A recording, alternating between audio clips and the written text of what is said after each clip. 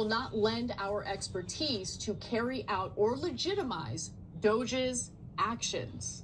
The resignations now reduce the Department of Government efficiency by roughly a third. But in response, White House spokesperson Caroline Leavitt was pretty dismissive and essentially stated that protests, lawsuits, and lawfare will not deter Donald Trump. Yeah, because he's in the middle of doing lawfare against James Comey today. So he's apparently not bothered by it at all. Okay, so now this is super important for a couple of reasons. Look at the things that they demanded. Political loyalty. They had limited technical ability. So like, remember Musk said, I brought in these geniuses, doges. They're actually young guys who are political ideologues. And that's what every interaction at a government agency, they're reporting back the same thing. They're looking for political litmus tests, loyalty litmus tests, right? They're just a bunch of meatheads who, they're not geniuses at all. They need these tech guys, right? So what happened to the tech geniuses? Why are you lost without the actual tech people? And and what are they doing? Intimidating government employees. Look, I can't right now tell you that I know for a fact that there's a giant robbery coming.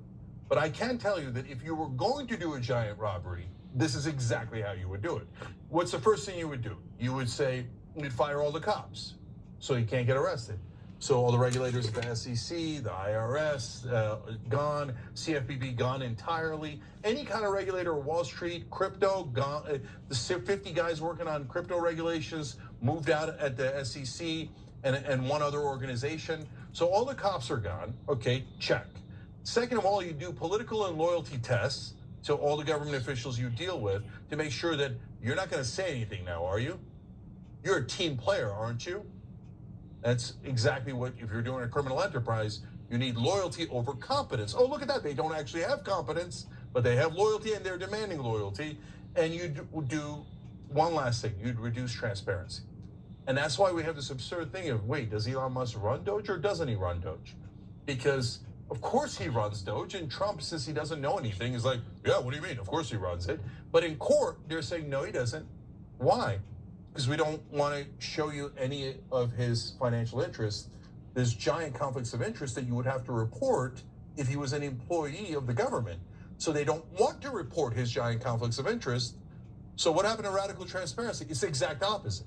Then you'd cover up your side so that no one could see what you were doing. If you're going to do a robbery, that is exactly how you would do it. So now these guys resigning are the 200th red flag in a row, going, this isn't going to end well. Look, the one silver lining here is, I've told you from day one, that whatever